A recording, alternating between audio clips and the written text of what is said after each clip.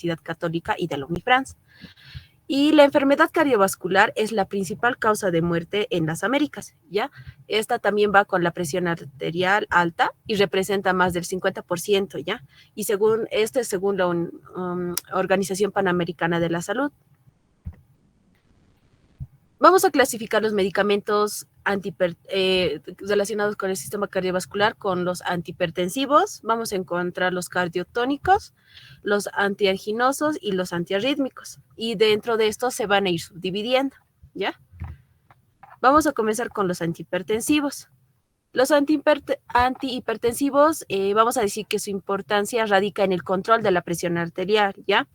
Ya que la presión arterial alta nos da un mayor riesgo de padecer algún infarto, ¿ya? ¿Cómo se inicia el tratamiento? Muchas veces depende de las modificaciones en la dieta relacionado con la hipertensión, ¿ya? No de primera, ¿cómo decirlo? No de una primera idea o que nuestro paciente presente hipertensión, nosotros directamente vamos a administrar medicamentos. O bueno, no es lo que directamente se hace, sino que la hipertensión tiene relación con lo que es la dieta y pues se puede modificar llevando cambios en el estilo de vida y pues un control regular de la presión arterial. ¿Cuándo vamos a considerar que nuestro paciente puede llegar a tener hipertensión? Es cuando sea 140/90 miligramos de mercurio, ¿ya? Vamos a decir que estos se van a clasificar en los antihipertensivos de acción central. En este vamos a encontrar al metildopa, que quizá ya han escuchado hablar. También vamos a encontrar dentro de esto los vasodilatadores, que esto igual vamos a desarrollar más adelante, pero que pertenecen a los bloqueantes de los canales de calcio. En estos vamos a encontrar algo que también han debido escuchar, el nifedipino y también el nitroprusiato sódico. También vamos a hablar de los inhibidores de la enzima convertidora de angiotensina, o como lo conocemos, las YECAS. Dentro de esta familia vamos a encontrar el enalapril, ¿ya? En el caso de los antihipertensivos de acción central, metildopa, vamos a decir que va a producir una disminución de la presión arterial sistólica y diastólica. ¿Cómo va a ser esto? Va a actuar sobre el receptor alfa-2 a nivel central como un hipotensor, ¿ya? ¿Qué quiere decir esto? Que va a hacer que se relaje, ¿ya? No se va a contraer los vasos, entonces va a producir una relajación y por tanto un descenso de la presión arterial, ¿ya? En el caso de la farmacocinética, pues se va a administrar por vía oral, pero también existe una vía parenteral para esto. En el caso de la vía oral, esta absorción es incompleta, ¿ya? Porque tiene una débil fijación, por así decirlo, a nivel del plasma, es decir, que no se queda y se va a ir excretando directamente y pues no va a ser una acción como debería ser en el caso de una vía parenteral, digamos, ¿ya? Y pues cómo se va a eliminar esto, se va a excretar a través de los riñones y por tanto por la orina, ¿ya? ¿Qué toxicidad va a presentar este fármaco, el metildopa? Vamos a decir que este no es tóxico, ¿ya? Pero puede producir en nuestro paciente la sensación de adormecimiento, sueño, somnolencia y sedación. En algunos casos va a producir en nuestro paciente cefalea, puede sentir el paciente vértigo y algo característico de este medicamento es la sequedad en la boca. ¿Cómo viene este medicamento? Pues vienen comprimidos o tabletas de 250 miligramos y de 500 miligramos. La dosis para los adultos son de 500 miligramos cada 12 horas. Se va a administrar por vía oral, ¿ya? ¿Qué interacciones puede tener este medicamento con otros medicamentos? Sabemos que si combinamos dos medicamentos diferentes, estos pueden hacer una acción sinérgica, es decir, que puede aumentar su efecto en nuestro paciente para bien o para mal. Hay que tener cuidado en estos medicamentos, ¿ya? Y la interacción que puede tener este medicamento es que si se administra con inhibidores de los aminoácidos o IMAO, como se va a conocer, pueden afectar a los neurotransmisores, ¿ya? Entonces, ¿qué quiere decir esto? Un inhibidor de monoaminoxidasa más la metildopa puede producir una crisis hipertensiva. ¿Qué quiere decir esto? Estos dos medicamentos o uniendo metildopa con esta familia va a crear que nuestro paciente su presión arterial se pueda disparar, ¿ya? Entonces hay que tener cuidado con mezclar con esos medicamentos. También tenemos que tener cuidado mezclar metildopa con sales de hierro, ¿ya? Porque esto puede disminuir los efectos de la metildopa por la interacción que hay a nivel de la absorción, ¿ya? ¿Qué cuidados de enfermería vamos a tener al administrar metildopa? Es pues la monitorización de los signos vitales, como en la mayoría de los medicamentos que vamos a ver, y vigilar si se combina con litio, además, ya, además de combinar con hierro, tenemos que vigilar que no se combine con el litio, porque esto va a producir un aumento, la toxicidad que puede tener el litio en nuestro paciente, ¿ya? Ahora, en el caso de los vasodilatadores, vamos a encontrar el nifedipino, ¿ya? ¿Qué va a hacer el nifedipino? Va a inhibir la entrada de calcio a las células cardíacas. Bien sabemos que el calcio es algo muy importante dentro del ritmo cardíaco, ¿ya? Entonces, puede hacer que, ¿cómo les explico? Entra de mejor manera. Imagínense unos canalcitos pequeñitos. En el caso del nifedipino, no necesita que le ayuden otros, por así decirlo, otras células a entrar o a generar la acción, sino que este es más digerible, por así decirlo, se absorbe de mejor manera y por tanto su efecto es más rápido, ¿ya? Va a aumentar discretamente también al mismo tiempo la frecuencia cardíaca, por lo que les decía, va a entrar por los canales de calcio. Nosotros sabemos que el calcio para la contracción y la contracción y la vasoconstricción se necesita el calcio, ¿ya? Entonces, por los mismos canales que ingresa el calcio al corazón, va a entrar también el nifedipino y va a producir que se aumente la frecuencia cardíaca. ¿Cómo se administra esto? Es por vía oral, pero se administra vía oral, obviamente, pero tiene que ser sublingual. ¿Qué quiere decir esto? Que tiene que derretirlo el paciente en la boca, por así decirlo, vía sublingual, para que tenga una mejor acción y para que se absorba más rápido, ¿ya? Este fármaco se va a absorber en los intestinos. Su metabolismo es hepático y su excreción también va a ser renal. ¿Qué efectos secundarios vamos a esperar con el nifedipino? Va a ser las cefaleas, puede presentar nuestro paciente hipotensión ortostática. ¿Qué quiere decir esto? A cambios de posición, nuestro paciente puede presentar una hipotensión. Entonces, al administrar nosotros nifedipino, no tendríamos que moverlo de manera brusca a nuestro paciente porque podemos producir una hipotensión, ¿ya? También puede producir debilidad, va a producir mareos y en algunos casos, como aquí hemos visto, va a aumentar discretamente la frecuencia cardíaca, puede producir una taquicardia. ¿Cómo va a venir este medicamento? Viene en comprimidos y en cápsulas de 10 miligramos. La vía es oral, sublingual. Se da 10 miligramos cada 8 horas en el caso de este medicamento. ¿Qué interacciones puede tener? Puede aumentar el efecto hipotensor de estos fármacos si se los administra conmitantemente, ¿qué quiere decir esto? Junto con, por ejemplo, con diuréticos, ¿ya? Con beta bloqueantes, con inhibidores, los YECAs, lo que les decía, los antagonistas de los receptores de la angiotensina, otros antagonistas del calcio, bloqueadores alfa-adrenérgicos y alfa-metildopa, ¿ya? Entonces, ¿qué tenemos que hacer? No podemos combinar estos dos medicamentos porque o bien podemos disparar la presión arterial o bien podemos hacer un descenso en la presión arterial de nuestro paciente. Ya. ¿Qué cuidados de enfermería vamos a tener en esto? Vamos a monitorizar la presión arterial y la frecuencia cardíaca. Esos son dos puntos que tenemos que vigilar en nuestro paciente al administrar este medicamento. Tenemos que cuidar también la posición del paciente, evitar los cambios bruscos, porque estos pueden producir, como les decía, un aumento en la presión arterial. Ahora, en el caso de los inhibidores de la enzima convertidora de angiotensina, que bien sabemos que son las enzimas que están encargadas de subir la presión, o sea, como volverlo más rígido los vasos, ¿ya? Entonces, el enalapril va a inhibir que esta enzima, la angiotensina, lo vaya a hacer como, por así decirlo, más duro o vaya a hacer una vasoconstricción. ¿Cómo va a actuar el enalapril? Pues va a inhibir la enzima que convierte la transformación de la angiotensina de 1 a 2, ¿ya? De que les decía que va a inhibir esa vasoconstricción. Lo va a hacer como más suelto, ¿ya? Va a ser una vasodilatación.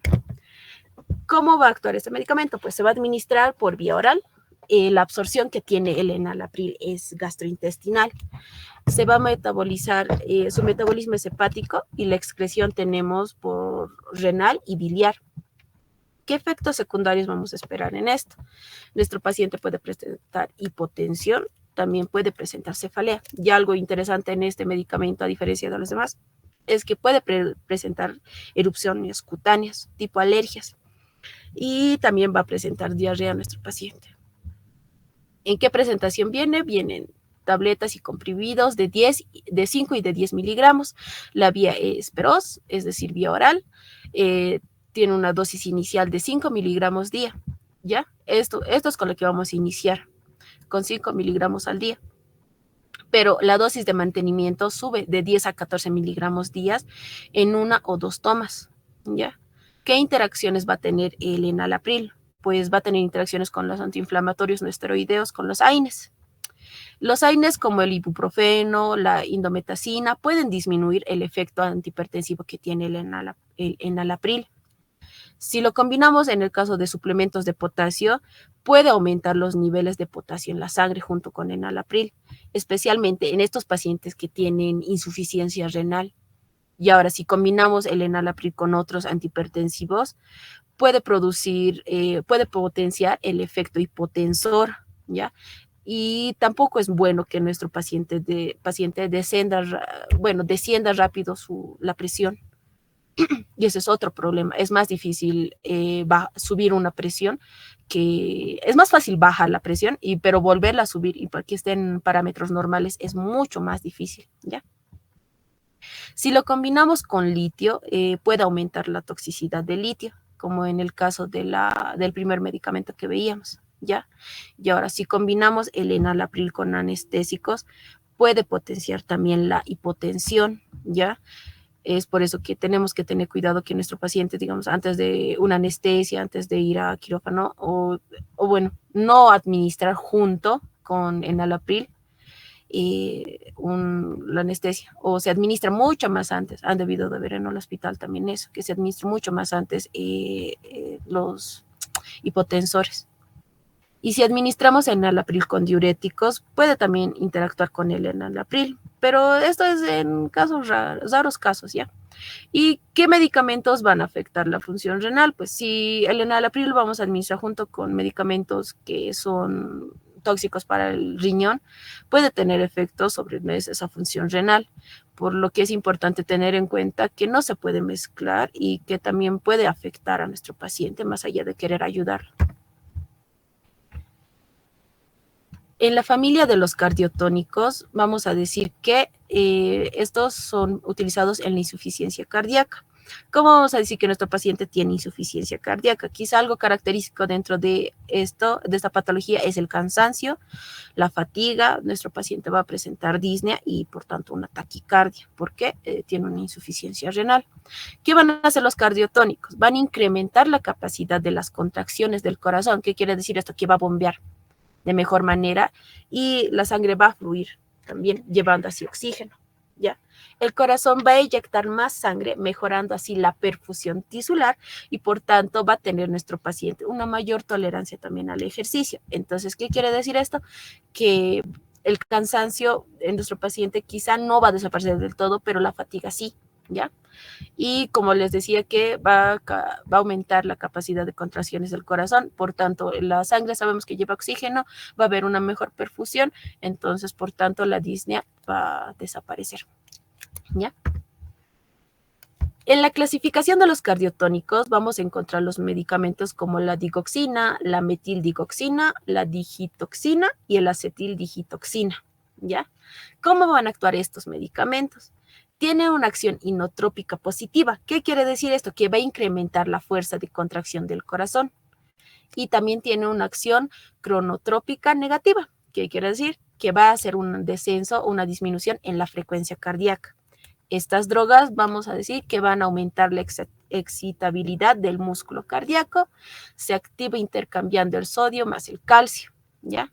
También tiene una acción diurética y una acción emética. En la acción diurética, los cardiotónicos van a producir diuresis abundante a causa del edema producida por la insuficiencia renal. Y en la acción emética, pues vamos a decir que estos medicamentos producen náuseas a causa de la irritación gástrica que va a tener nuestro paciente, ¿ya? ¿En qué casos se va a administrar o se va a prescribir cardiotónicos? Pues en pacientes que tengan insuficiencia cardíaca o en pacientes que tengan una fibrilación y flútero auricular, una taquicardia paroxística supraventricular.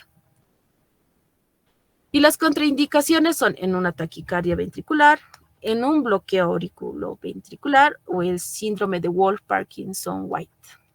¿Ya? En el caso de la digoxina, es un medicamento que viene en tabletas y comprimidos de 0,25 miligramos o también viene en ampollas de 0,25 miligramos en ml. ¿Ya? La dosis que se va a manejar es de 0,5 miligramos al día y la vía, pues en el caso de las tabletas es vía oral.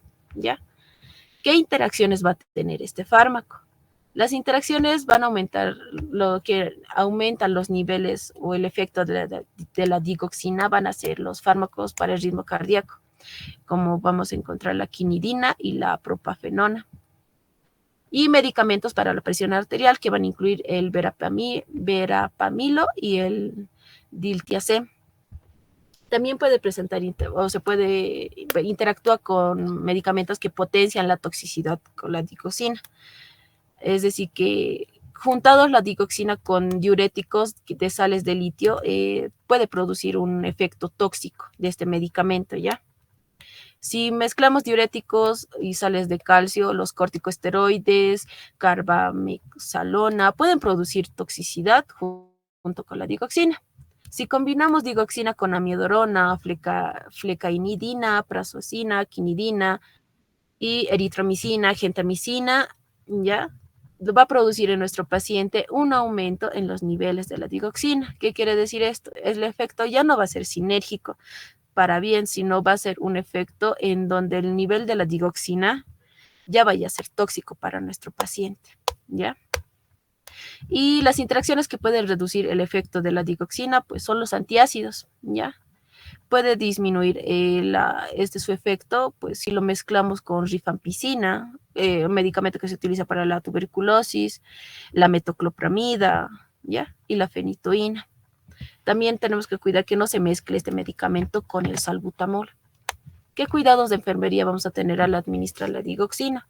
Pues lo primero es que nosotros tenemos que evaluar los antecedentes médicos de nuestro paciente.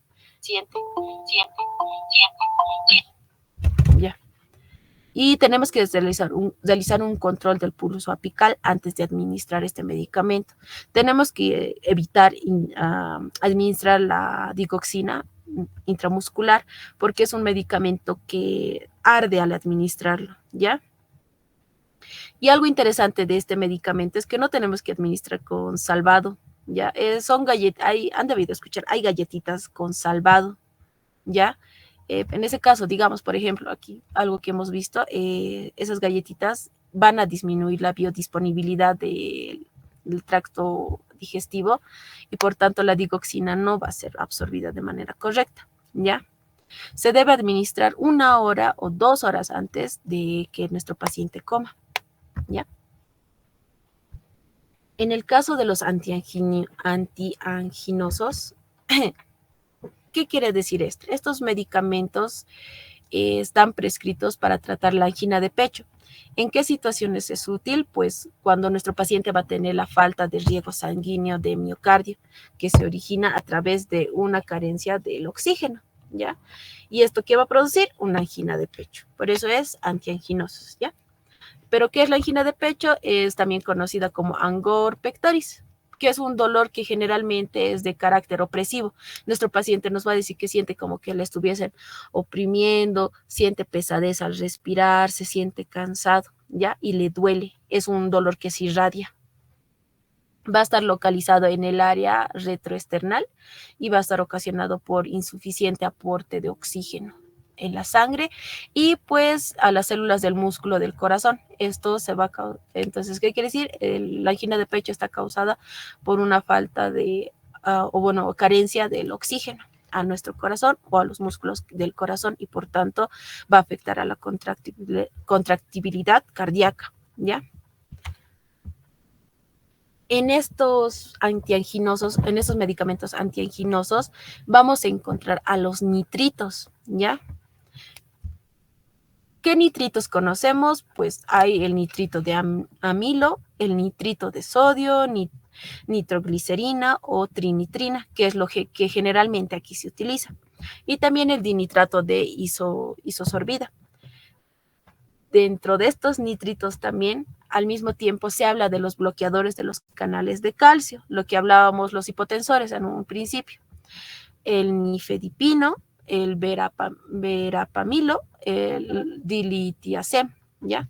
Pero como en este apartado vamos a hablar exclusivamente de los nitritos. ¿Cómo es que van a actuar estos nitritos?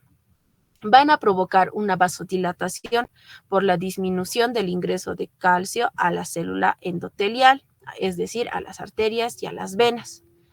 Va a producir una relajación de los vasos. Eso vamos a resumirlo de esa manera. ¿Y qué va a hacer esto? Va a provocar una menor tensión en las paredes ventriculares y por tanto un descenso en la presión arterial, ¿ya?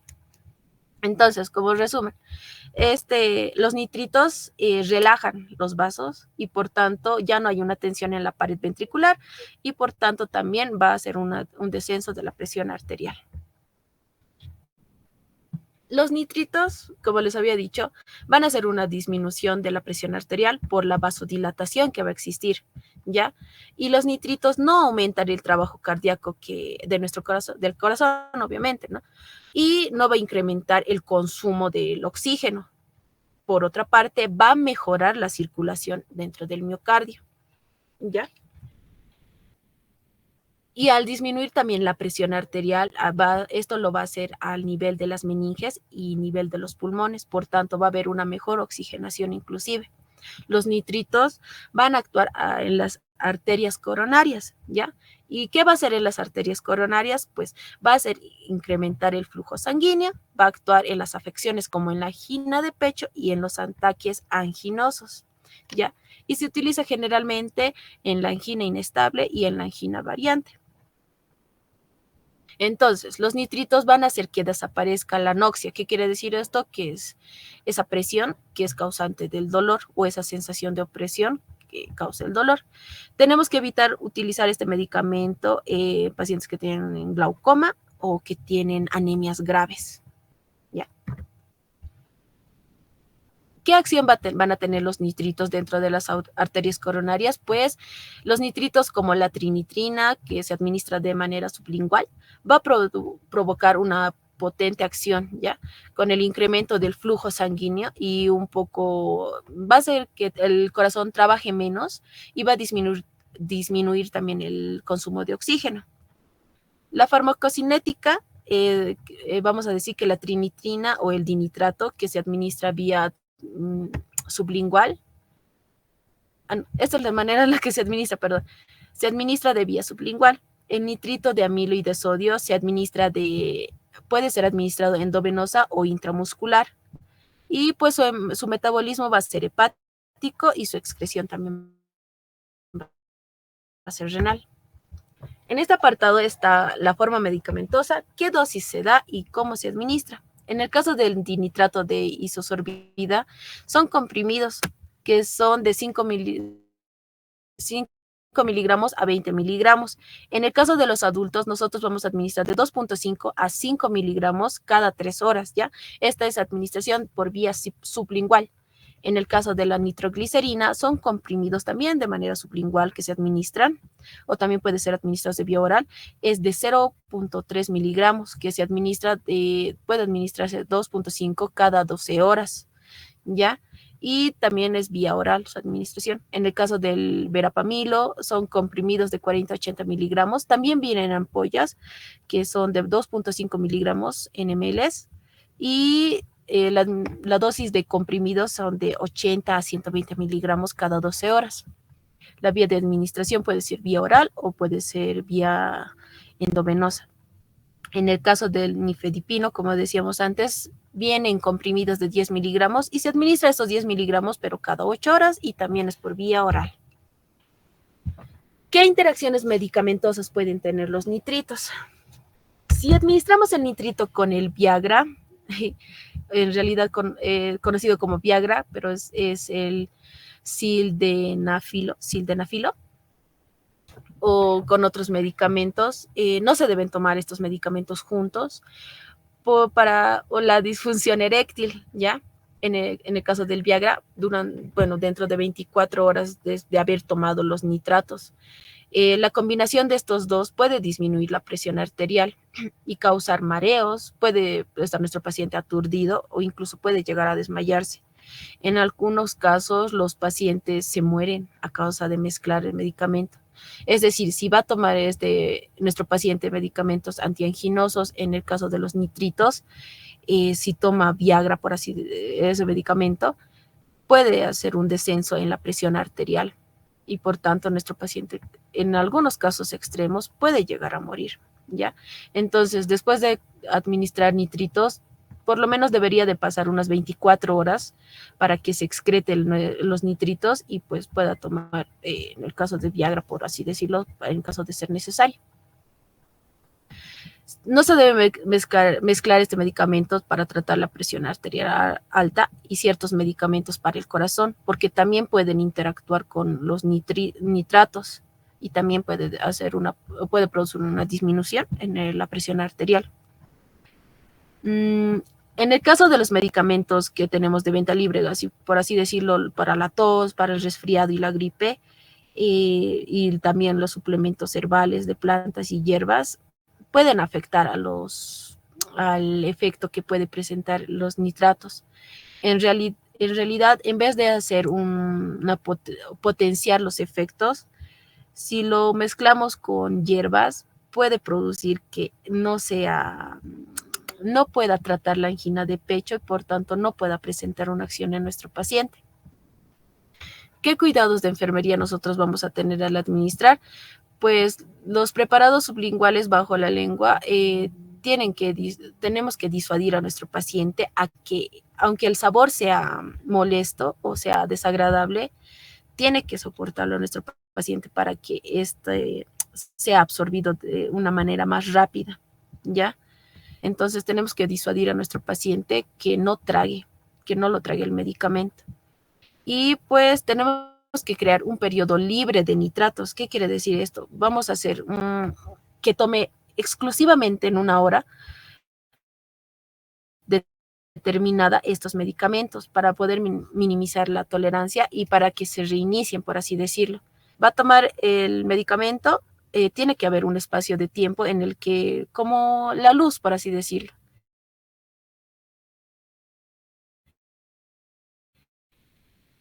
de espera para volver a hacer que se reinicien la acción de los nitratos o de los nitritos. Al administrar esos medicamentos tenemos que vigilar la presión arterial de nuestro paciente, pero esto tiene que ser antes y después de la administración de estos medicamentos. Y tenemos que almacenar estos medicamentos en recipientes que sean resistentes a la luz y en un ambiente fresco. Se inactiva si le dan los rayos solares. ¿Qué efectos secundarios podemos esperar en nuestro paciente después de la administración? Pues los dolores de cabeza, generalmente. Nuestros pacientes se van a sentir mareados o se pueden enrojecer la cara. Puede haber enrojecimiento del cuello, puede presentar también un malestar estomacal y vómitos. Y ahora, si no controlamos la presión arterial antes de cada administración o después de la administración, va a producir o puede producir nuestro paciente una hipotensión.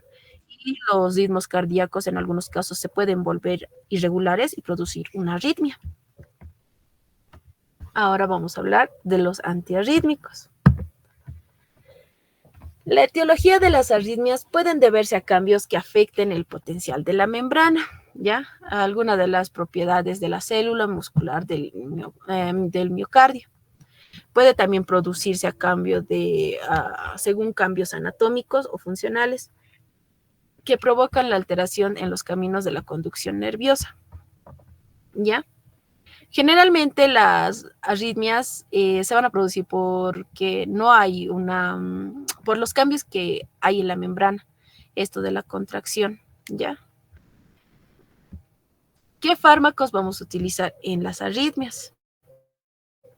Vamos a hablar de la clase 1 porque se dividen en 4 clases, ¿ya? En la clase 1 vamos a hablar de los bloqueantes de los canales de sodio. La depresión moderada o la fase 0 de la conducción lenta prolongan la repolarización. Sabemos que durante todo el ciclo cardíaco hay un momento en el que se produce la repolarización. Este momento es después de que, ¿cómo les explico esta parte? Se produce el latido cardíaco, nosotros lo sentimos solamente, pero hay un momento en el que vuelve a saltar, por así decirlo. Nuestro corazón late toc, toc, toc, pero en ese momento en el que va a ser el tac y tac, como un triángulo nos los imaginaremos, tac y tac.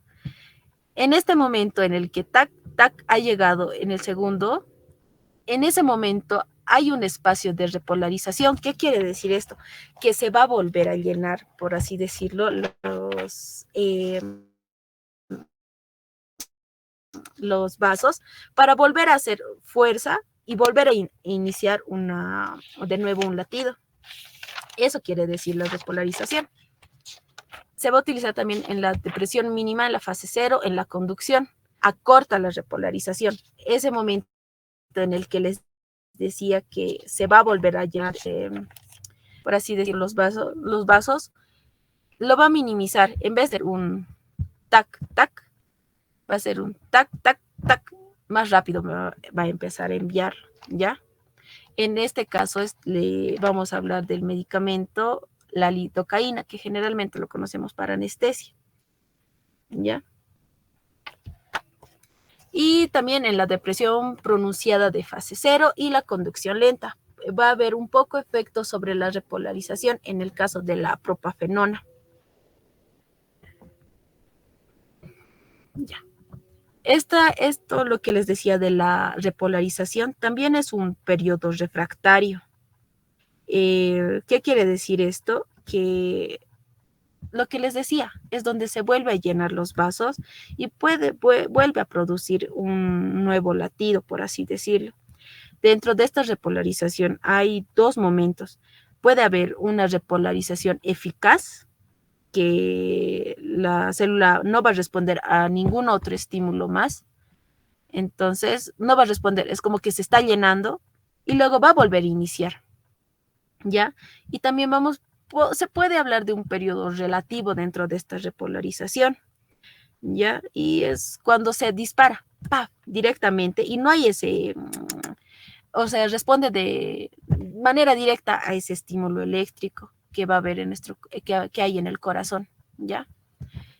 Ahora, pasando a la clase 2, los medicamentos que bloquean los receptores de beta-adrenérgicos, que también vamos a hablar un poquitín más adelante, vamos a encontrar al propanolol.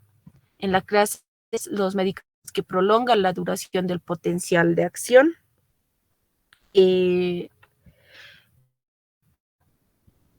Esto de potencial de acción quiere decir las de Purkinje, van a transmitir los impulsos.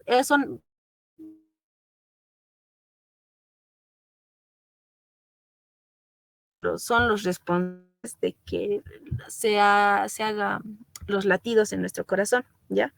Entonces, estos medicamentos que potencian que hacen un potencial de acción, van a estimular a los cardiomiocitos, a las células cardíacas, y van a producir un cambio de iones. El sodio y el calcio van a entrar, sale, entra, sale, entra. Eso es lo que van a producir, ¿ya? Y estos canales se van a regular a través de la entrada y la salida, como les decía, del sodio y del potasio, para producir lo que nosotros podemos sentir como latidos, ¿ya? En este caso, los que prolongan la duración del potencial de acción son la miodarona. Y en la clase 4, que son los bloqueantes de los canales de calcio, vamos a hablar del verapamilo y el diltiazem. Como les decía, dentro de esto hay los beta bloqueantes, pero esto también se subdividen en dos.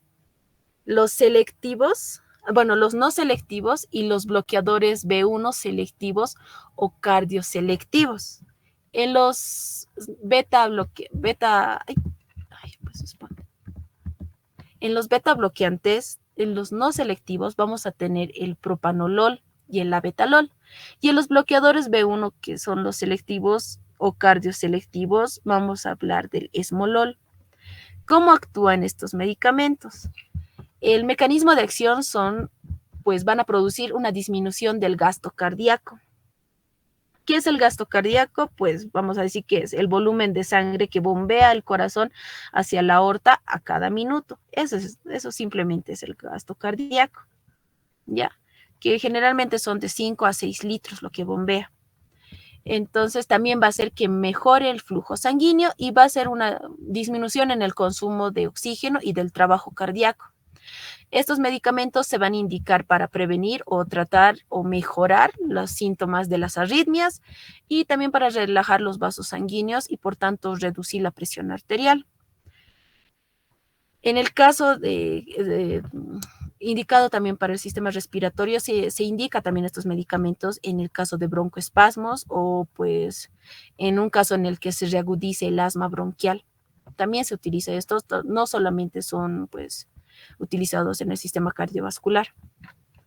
¿Qué efectos adversos podemos esperar de estos medicamentos? Pues la hipoglucemia. Puede presentar también nuestro paciente a dosis que no son correctas, puede presentar insuficiencia cardíaca, inclusive una bradicardia grave.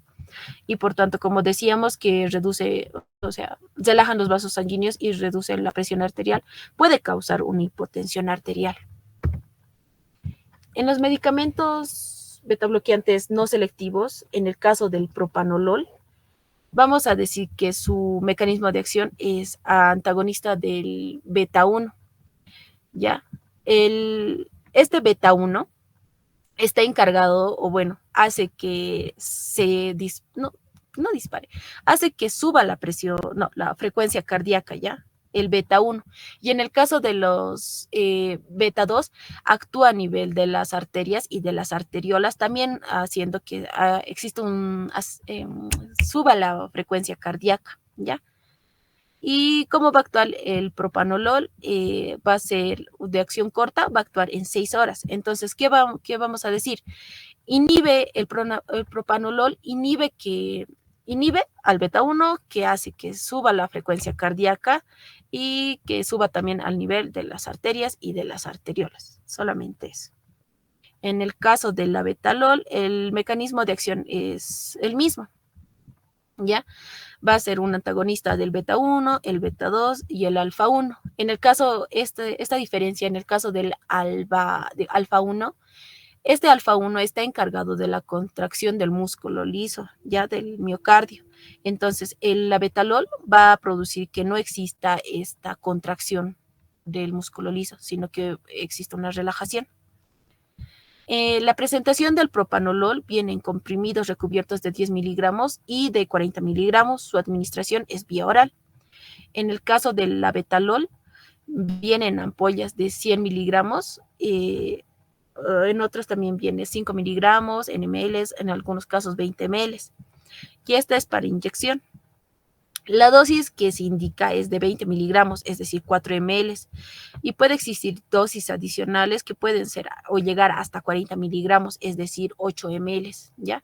Algo que tenemos que tener en cuenta en el labetalol es que no debemos administrar más de 300 miligramos en un día, deberíamos administrar menos de esa cantidad, ¿ya? ¿En qué casos se indican estos dos medicamentos? Pues van a ser para controlar la hipertensión, y también se utilizan en el caso de emergencias hipertensivas, en arritmias supraventriculares y arritmias ventriculares secundarias. Se va a contraindicar en pacientes que tengan EPOC, en enfermedades pulmonares obstructivas, y también a los pacientes que tengan insuficiencia cardíaca aguda, ¿ya? En los bloqueadores B1 selectivos o cardioselectivos, en el caso de el esmolol, ¿cómo va a actuar? También es un antagonista beta 1 selectivo. Su duración es muy corta en relación a los otros que dura. En el caso del propanolol, por así decir, por ejemplo tomarlo, que dura 6 horas, este solo va a durar 9 minutos, ¿ya? Así que su perfusión debería de ser continua por vía IV, ¿ya? ¿Qué efectos va a producir el esmolol? Este es cronotropo e inotropo negativo. ¿Qué quiere decir esto? Que va a hacer un descenso en las contracciones y no produce una broncoconstricción, ¿ya? ¿En qué casos se va a indicar el esmolol? Se va a indicar en casos de crisis hipertensivas, ¿ya? Y se administra en bolo. En el caso de las arritmias intraoperatorias, cuando exista una taquicardia sinusual, ¿ya? Y también en una isquemia miocárdica. Dentro de esa misma familia vamos a hablar de los bloqueadores de los canales de calcio. Aquí vamos a decir que estos medicamentos van a afectar a la entrada de calcio de las células musculares del corazón y los vasos sanguíneos, lo que tiene varios efectos beneficiosos para tratar los problemas cardiovasculares. En el caso de la amlodipina, vamos a decir que es un bloqueador de los canales de calcio que se utiliza para tratar la hipertensión arterial y también la angina de pecho. Entonces, este medicamento relaja los vasos sanguíneos y por tanto va a producir un descenso o una disminución de la presión arterial. La amlodipina viene en tabletas orales, que la dosis diaria es generalmente 10 miligramos.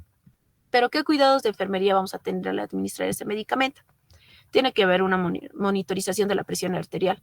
Debemos vigilar regularmente la presión de nuestro paciente. La higiene bucal. Mantener una buena higiene bucal para prevenir la debilidad y el sangrado de encías, porque este medicamento puede producir que sangren las encías, ¿ya? Y pues en el caso de los adultos mayores, tenemos que controlar de una manera más estricta la presión arterial, porque sabemos que esta población es más delicada, por así decirlo. Podemos producir que se dispare su presión o pueda bajar de golpe su presión arterial.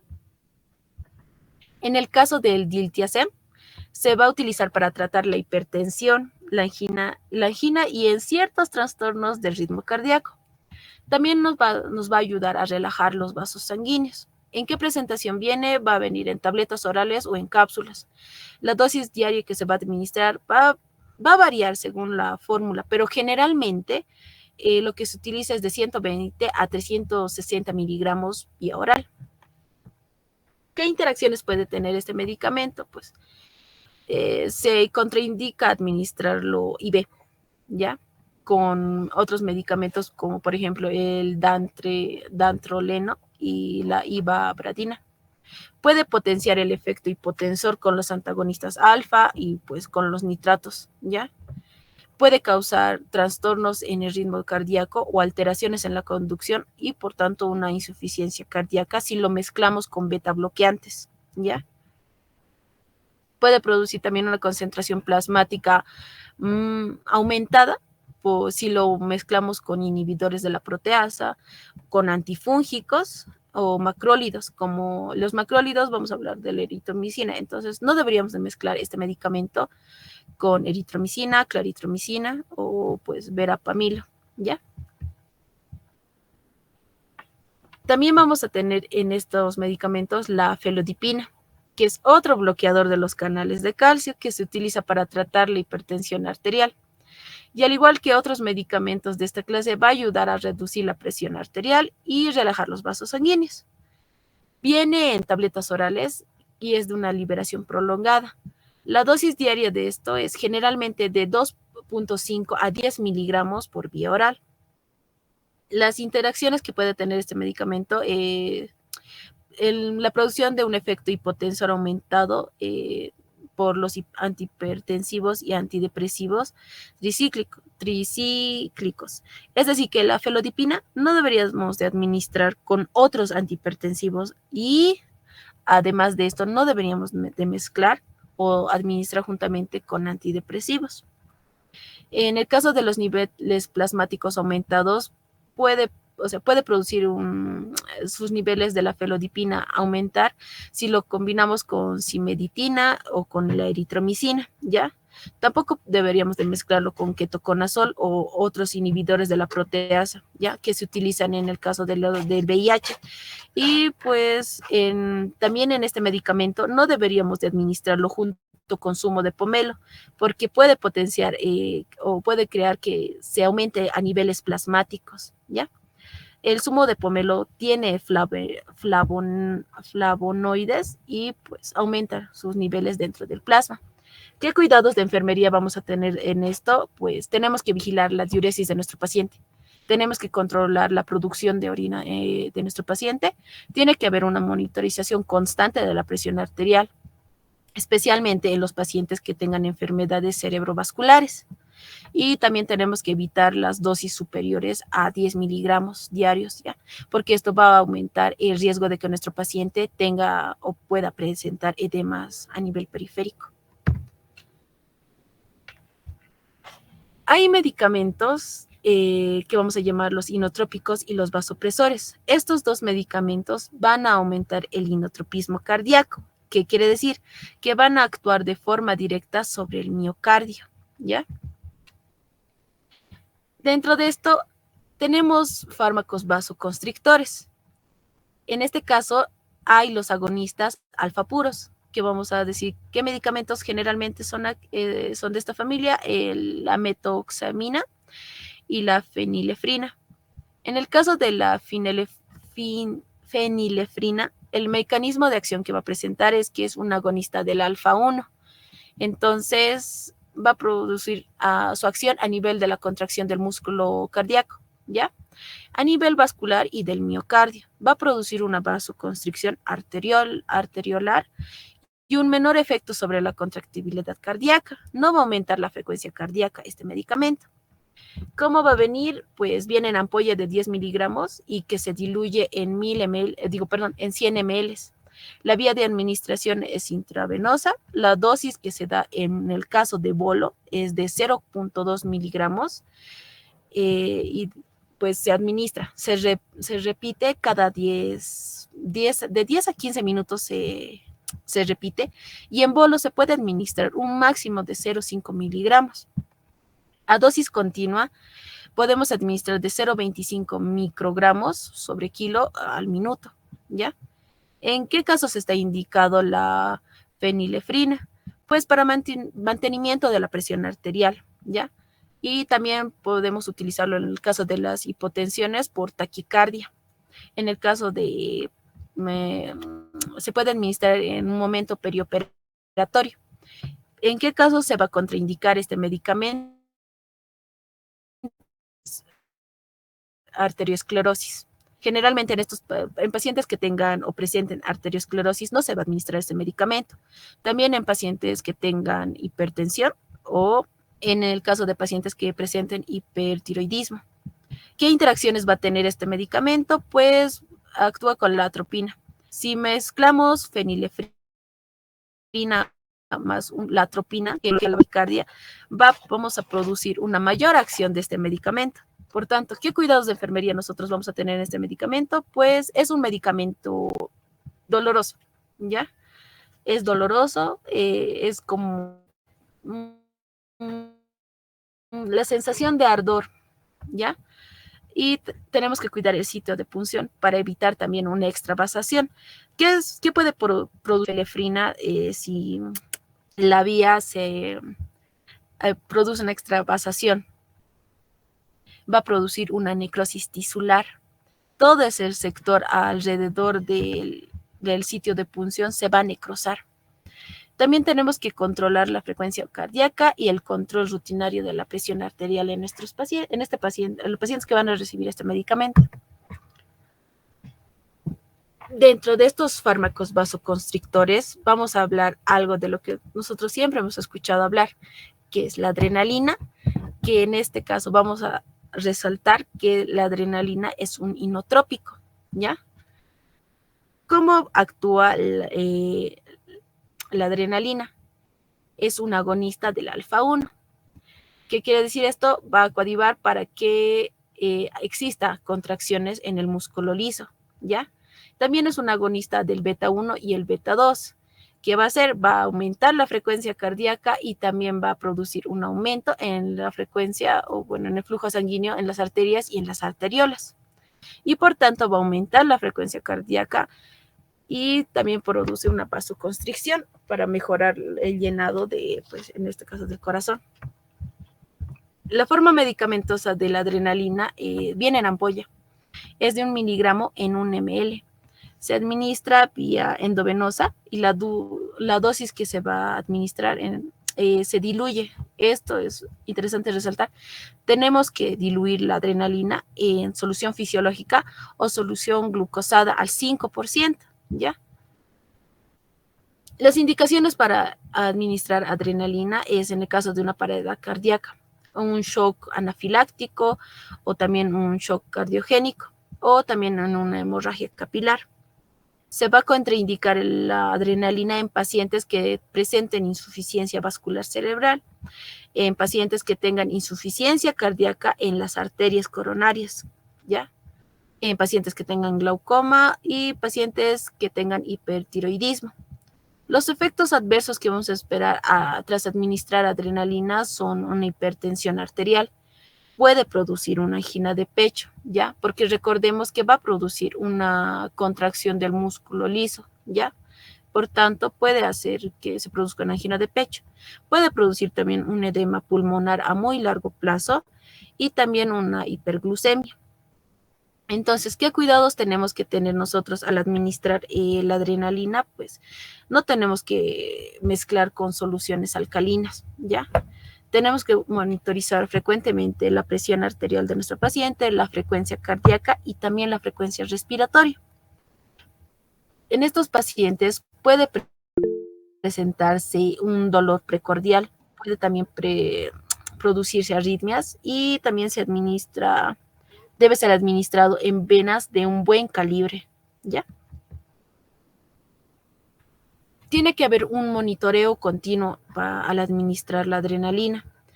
Realizar un monitoreo constante de las funciones vitales de nuestro paciente durante la administración y después de la administración de este medicamento. Tenemos que prestar especial atención a la frecuencia cardíaca y a la presión arterial de nuestro paciente. ¿Por qué vía se va a administrar la adrenalina? Pues un no rotundo por vía intramuscular. Se debe administrar por vía periférica, pero tenemos que cuidar el sitio de punción porque puede causar una necrosis y una ulceración local, ¿ya? ¿Qué interacciones puede tener este medicamento? No tenemos que administrar la adrenalina junto con el medicamento que es ipratropio en aerosol. Y si el paciente va a presentar taquicardia, tenemos que considerar que tenemos que tomar un electrocardiograma para evaluar el ritmo cardíaco después de la administración de este medicamento.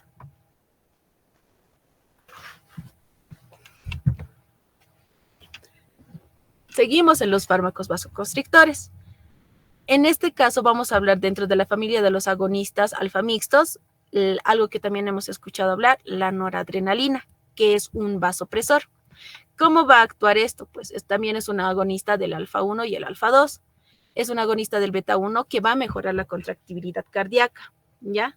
Va a producir un aumento en la contracción del músculo liso y por tanto también va a aumentar la frecuencia cardíaca y también va a mejorar la circulación en las arterias y en las arteriolas, ¿ya? La forma medicamentosa en la que viene la noradrenalina es en una ampolla de 4 miligramos. La vía es IV y la dosis que este medicamento lo diluimos en 100 ml, ¿ya? De este 100 ml tenemos que extraer un... Dígame. Compañero, disculpe que le moleste. Está presentando en la pantalla porque yo no veo nada. O es que es ¿Alguien mi más? señal para comprar más megas. ¿Alguien más pasa, chicos? Por favor, chicos, confirmen, yo nomás soy. ¿Alguien más? Sí, Se ve, ve compañera. ¿Se ve? la pantalla. Se está presentando la Entonces es tu señal. Entonces el mío, ya, disculpas, gracias. Ahora no sé, voy a hacer Sí, no de te todo. preocupes. Sí, no te preocupes. Ahora sí está. Estamos fármacos vasoconstrictores. ¿Algo más? Continuamos, ¿ya? La noradrenalina tenemos que diluirlo en 100 ml y de estos 100 ml tenemos que extraer 1 ml y combinarlo con 9 ml de solución fisiológica. Entonces vamos a tener 10 ml y estos 10 ml podemos pasar 2 ml en bolo, ¿ya? 2 ml van a equivaler a 8 microgramos y podemos administrar en bolo de 5 a 10 microgramos, ¿ya? Y la administración debe ser en microgotero y estos 2 ml tienen que estar aforados dentro de 100 ml. ¿Qué quiere decir esto? Que estos 2 ml voy a aforar. ¿Qué quiere decir esto? Voy a completar para que llegue a 100 con 98 ml y se administra en microgotero. ¿En qué caso se indica la noradrenalina? En un shock séptico, ¿ya? Podemos administrar también en un estado posoperatorio, en el caso de un bypass cardíaco, en una hipertensión pulmonar aguda y crónica. ¿En qué pacientes se va a contraindicar este medicamento?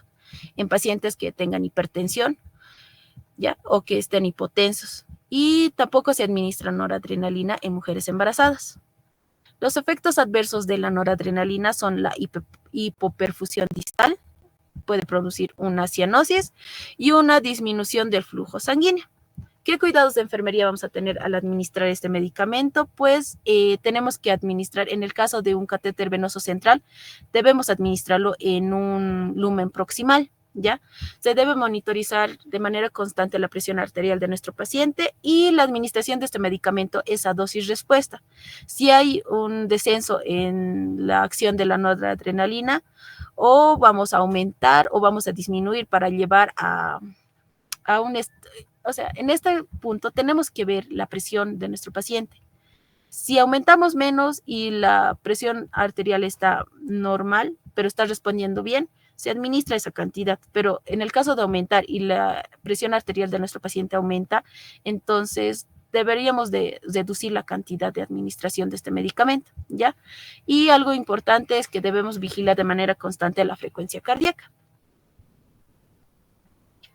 Tenemos que realizar un control de la presión sanguínea. La noradrenalina se utiliza en estados de pacientes, en pacientes que estén hipotensos, en hipotensión aguda, como los que van a ocurrir después de una feocroctomía, simpatectomía, poliomielitis, una anestesia espinal y también un infarto de miocardio en un paciente que pueda tener septicemia, en el caso de transfusiones de sangre y reacciones a las drogas.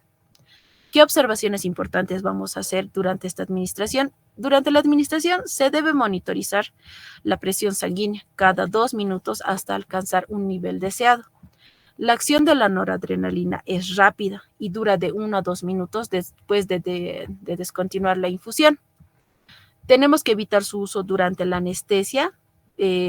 Si el paciente está anestesiado con alotano o ciclopropano, no se debe administrar juntamente con la noradrenalina debido al riesgo de potenciar o crear una arritmia, ¿ya? Eso sería todo, chicos. ¿Alguna duda, alguna pregunta?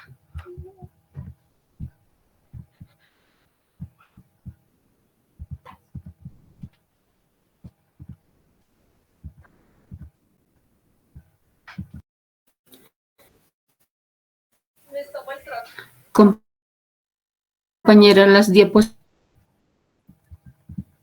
No te escucho bien, Luz.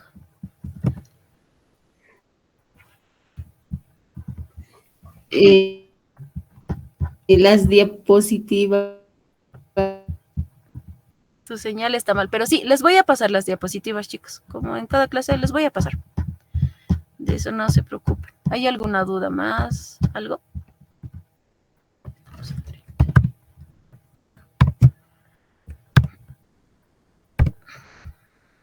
Como han visto, son medicamentos muy largos y pues tenemos que repasar sí o sí estos medicamentos. La licenciada les va a preguntar, ¿ya?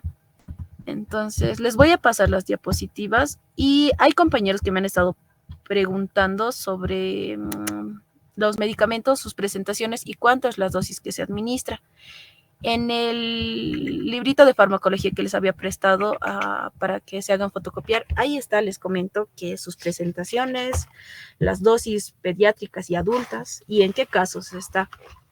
Es más digerible el librito y pues si pueden hacerse fotocopiar, creo que estaba a 17 bolivianos aquí, pues háganlo. Sirve bastante, es más digerible que otros libros de fármaco. O en el caso de que tengan un poco más de tiempo, pues podrían bajar hasta Miraflores, al frente de la Facultad de Medicina. Hay una fotocopiadora en la esquina que está dando a 10 bolivianos. ¿Ya? Ahora sí, chicos, les voy a llamar lista. Van a estar atentos. Moisés Surco Apasa.